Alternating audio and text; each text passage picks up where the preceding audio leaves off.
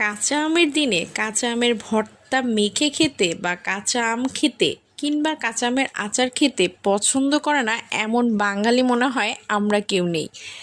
তবে কি সময়ের অভাবে অনেক সময় হয় বাসায় করে খাওয়ার সময়টা হয় না, সেক্ষেত্রে অফিসে আপনারা ছোট্টভাবে করে কলিগরা মিলে এরকম মেখে খেতে পারেন।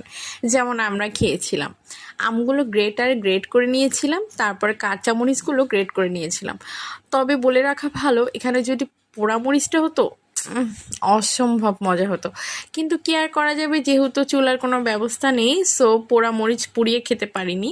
তবে তারপরে দিলাম বিট লবণ, চিনি, তারপরে সামান্য পরিমাণ কাসুন্দি, মানে কাসুন্দিটা তো মাস্ট দিতেই হবে।